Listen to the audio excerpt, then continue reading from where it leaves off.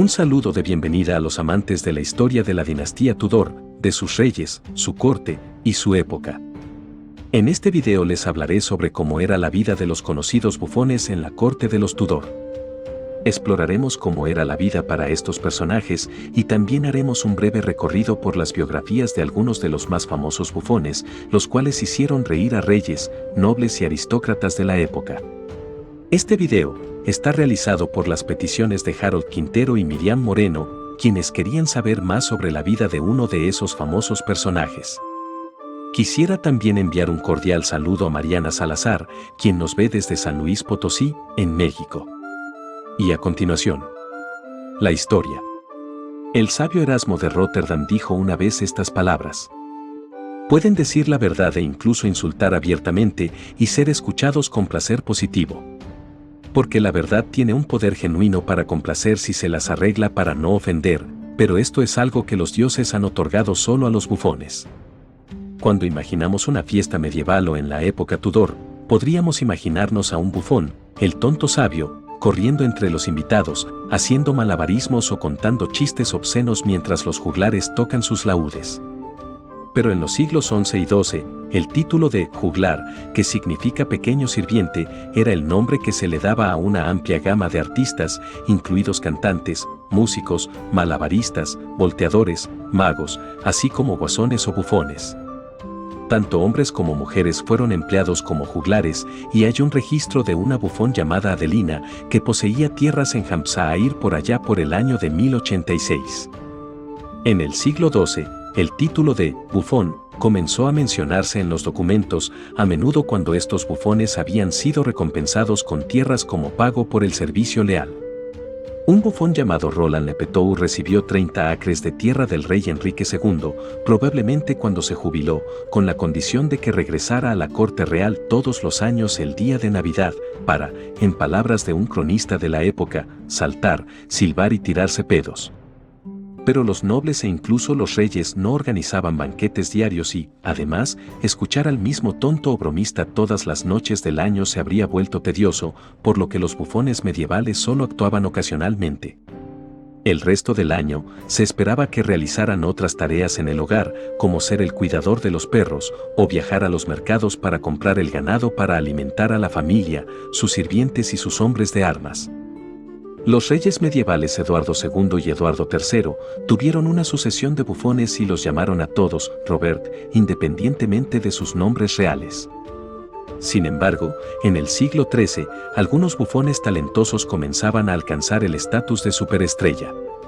A los que tenían la suerte de ser empleados por la realeza, se les proporcionaba su propio caballo y sirvientes. Por supuesto, la mayoría de los bufones no tuvieron la suerte de llamar la atención del rey. Uno de ellos incluso se quejó de que nadie le daba túnicas con adornos de conejo ni obsequios costosos, porque no podía tocar instrumentos, contar chistes e historias, hacer malabarismos, bailar o ser obsceno, lo que sugiere que se requería que los bufones tuvieran múltiples talentos. Pero ser seleccionado como el bufón personal de un rey o noble medieval venía con una seria advertencia para la vida. A menudo se requería que los bufones fueran al campo de batalla con sus amos para llevar mensajes entre los líderes de los ejércitos en guerra, exigiendo que una ciudad se rindiera ante un ejército sitiador, o entregando términos para la liberación de rehenes. Desafortunadamente para los bufones, el enemigo a veces mataba al mensajero, como un acto de desafío. Los bufones también tenían un papel vital que desempeñar en la batalla. A principios de la Edad Media, su trabajo consistía en librar una guerra psicológica, levantando la moral de su ejército la noche anterior con canciones e historias. Algunos incluso hacían malabarismos con espadas o lanzas frente al enemigo, provocándolos y hostigándolos, hasta que los más temperamentales rompían filas y cargaban prematuramente para vengar el insulto y matar al bufón, lo que debilitaría su posición defensiva. A medida que avanzaba la Edad Media, evolucionaron tres tipos de bufones. El bufón profesional, empleado por un noble, solía ser muy astuto, educado y generalmente vestía ropa normal, como sus amos, en lugar del clásico disfraz de tonto. Pero las familias ricas o nobles también adoptaron a hombres y mujeres que tenían enfermedades mentales o deformidades físicas, manteniéndolos casi como mascotas para su diversión o como un acto de caridad cristiana. conocidos a menudo como bufones inocentes y también con títulos como el tonto de la reina o el tonto del señor X. A estas personas no se les pagaba, solo se les proporcionaba comida, ropa y un lugar para dormir en el suelo. Si la familia noble decidía que estos pobres tontos ya no los divertían, a veces se les proporcionaba una pensión en forma de limosnas regulares, aunque lamentablemente muchos terminaban sus días como mendigos. La tercera clase de bufones eran los miembros de las sociedades de bufones, particularmente populares en Francia. Y eran grupos de aficionados que actuaban en Navidad o en ferias y festivales.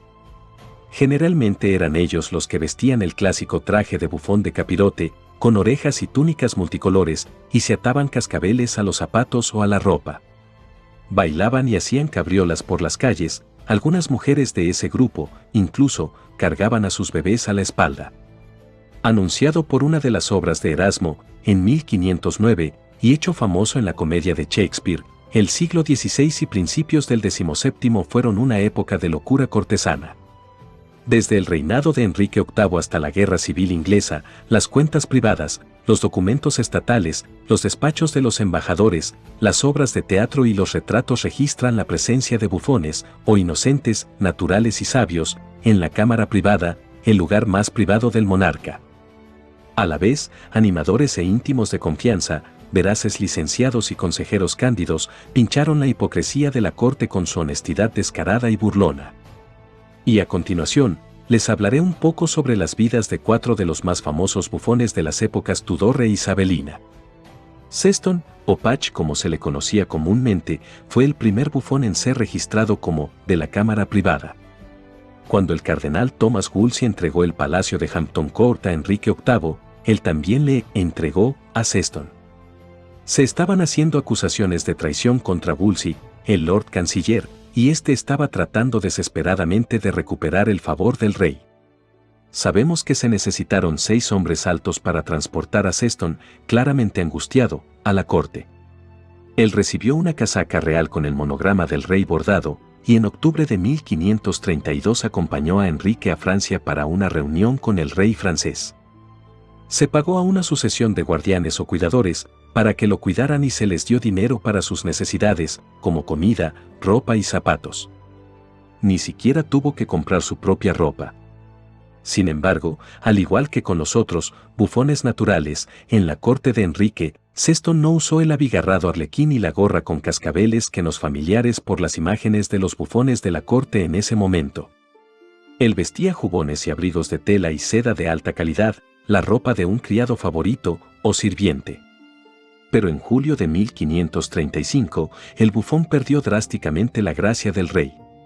Como Eustace Chapuis, el embajador imperial informó, Enrique, el otro día casi asesinó a su propio bufón, un hombre simple e inocente, porque sucedió que él hablaba bien en su presencia de la reina, Catalina de Aragón, y llamó a la concubina, Ana Bolena, obscena, y su hija, Isabel, bastarda.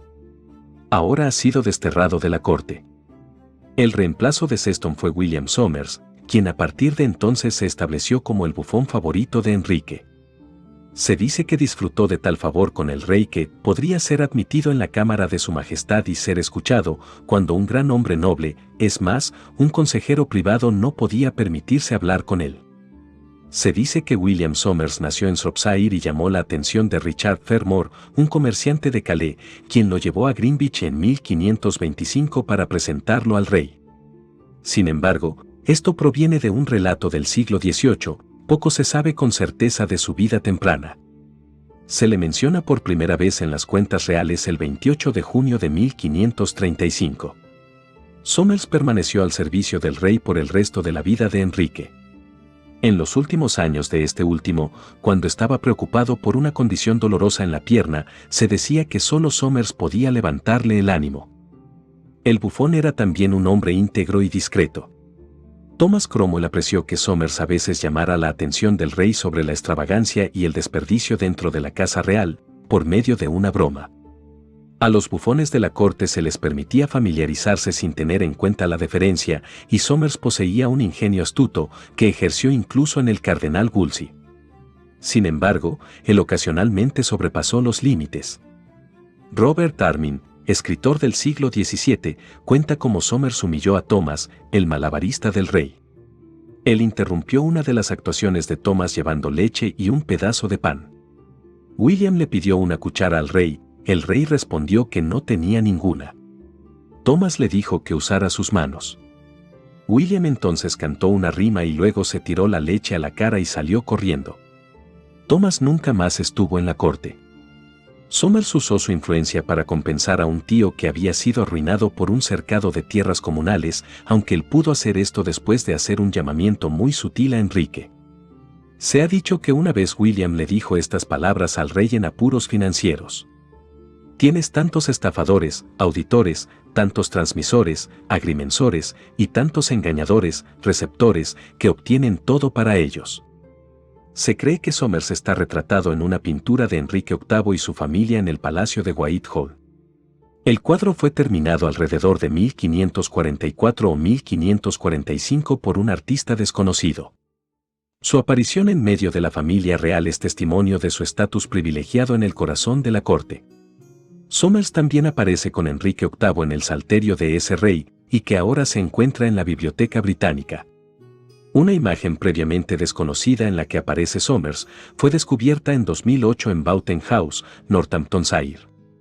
Hoy en día, los artistas a veces actúan como Will en entretenimientos de temática renacentista, como por ejemplo las ferias renacentistas.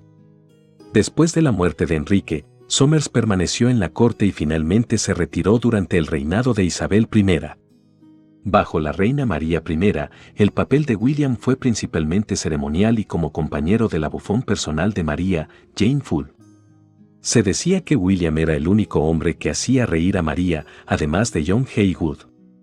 Sus dichos ingeniosos se invocaron cada vez más en la correspondencia de embajadores y en cartas entre cortesanos. El último evento público de Will fue la coronación de Isabel I. Su muerte probablemente está registrada en la parroquia de San Leonardo, Shoreditch, el 15 de junio de 1560. Una placa moderna en la iglesia conmemora su entierro allí. William Somers ha sido representado en el teatro y la literatura de los siglos XVI y XVII. También en la televisión, más recientemente, el actor David Bradley interpretó a Will Somers en el quinto episodio de la tercera temporada de la serie The Tudors, en 2009. Sin embargo, el verdadero Somers era más joven que Enrique VIII, y no teniendo la edad que aparenta tener en la serie. Otra, tonta natural, destacada del siglo XVI fue Jane the Fool. Jane Full, también conocida como Jane the Fool, la bufón de la reina, fue una bufón de la corte inglesa. Fue la bufón de las reinas Catalina Parry de María I y posiblemente también de Ana Bolena. Ha sido descrita como la única mujer bufón de la corte jamás representada. Hoy en día, y como sucede con el personaje de Will Somers, los artistas a veces actúan como Jane en entretenimientos con temas del Renacimiento. Se desconocen el nombre completo, el año de nacimiento y los antecedentes de Jane. Beden la tonta también aparece en notas relacionadas de la época, y se ha sugerido que Beden era su apellido. Se cree que Jane tenía una discapacidad de aprendizaje. En las cuentas de Ana Bolena, las facturas por gorras suministradas a su bufón se registran en 1535 y 1536. No se menciona el nombre de esta bufón, pero pudo haber sido Jane. En 1537, se observa que ella está al servicio de la princesa María. Además de Jane, María también empleó a Lucrecia de Tumblr. Se sabe que Lucrecia y Jane actuaron juntas y es posible que la primera haya sido la cuidadora de Jane. Cuando Catalina Parr se casó con Enrique VIII en 1543, Jane pudo haber sido transferida a la casa de esta reina. Jane era una bufón muy querida en la corte de Catalina, donde se la menciona por su nombre como Jane Full en 1543. Es posible que ella también haya sido representada en la pintura de Enrique VIII y su familia, en la que el hombre del extremo derecho se identifica como su colega, el bufón de la corte William Somers. Jane se encuentra entre varias mujeres sugeridas como la figura de la izquierda. Catalina Parr murió en 1548. Y Jane Full aparentemente regresó a María. Cuando María se convirtió en reina en 1553, Jane fue empleada por ella. Al parecer, tenía una posición privilegiada con María, y se le dio un valioso guardarropa y una cantidad inusualmente grande de zapatos. Su cabeza estaba rapada, al igual que las cabezas de los bufones masculinos. Jane se lastimó el ojo en 1557. María dio sales de plata dorada como recompensa a dos mujeres que la cuidaron, una señora de apellido Ayer y una mujer de Bury St. Edmunds, que la curaron. Se ha sugerido que Jane estuvo casada con Will Somers, pero esto no ha sido confirmado. Se sabe que Jane y William solían actuar juntos, vestidos a juego, y se sabe que lo hicieron en 1555. No se sabe qué le sucedió a Jane Full después de la muerte de María en 1558.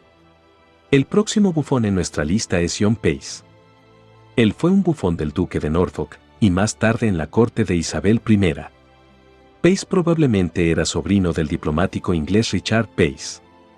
Fue educado en el Eton College, y en 1539 fue elegido erudito del King's College de Cambridge.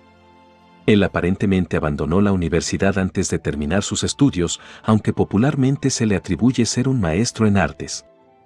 Es posible que John haya sido un bufón de Enrique VIII, aunque se duda de ello.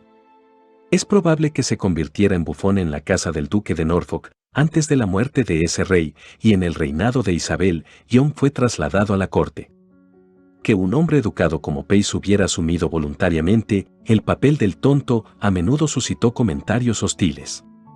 A tales críticas, el amigo de Pace, John Hedgewood, el epigramatista, respondió una vez que era mejor para el bien común que los hombres sabios vayan con los abrigos de los tontos y no que los tontos vayan con las túnicas de los hombres sabios.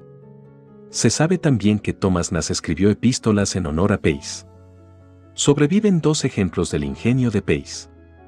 El cardenal Allen relata en que cuando el gobierno inglés prohibió la circulación de libros católicos en Inglaterra, Pace, reuniéndose un día con el obispo de Salisbury, saludó cortésmente a su señoría y le dijo: «Ahora, mi señor, puede descansar con estos compañeros, porque está libre por proclamación». Francis Bacon relata que Pace, el tonto amargado, no le se permitió que se acercara a la reina debido a su humor amargo. Y cuando un día lo trajeron ante ella, y la reina dijo: «Vamos, Pace, ahora oiremos nuestras faltas». Se dice que él dijo: «No suelo hablar de eso de lo que habla todo el pueblo». John Pace murió algún tiempo antes de 1592. De los numerosos bufones de la reina Isabel, Richard Tarleton, hijo de un criador de cerdos, fue el más significativo. Fue el primero de los bufones en no residir permanentemente en la corte, pero también en tener una carrera en el escenario como uno de los artistas de la reina. Sin embargo, Tarleton seguía gozando del favor real y tenía acceso regular a Isabel. Cuando la reina estaba seria y de mal humor, él podía ser sincero con ella a su antojo. Sus máximos favoritos en algunos casos iban a Tarleton antes de ir a la reina, y él los ayudaba a preparar su ventajoso acceso a ella. Según se ha dicho, Tarleton le contó a la reina más de sus faltas que la mayoría de sus capellanes y curó su melancolía mejor que todos sus médicos. Y bueno amigos, hasta aquí este video sobre los bufones de la era Tudor y de cómo vivían en la corte. Espero que les haya gustado y como siempre estaré pendiente de todos sus comentarios e impresiones, los cuales agradezco de antemano. Háganme saber si conocían de algunos o de todos los bufones que menciono en el video y cuál es su favorito. Si de verdad desean apoyar mi canal, los invito a que se unan a la página de Patreon como mecenas del mismo. El enlace se los comparto en la descripción de este video.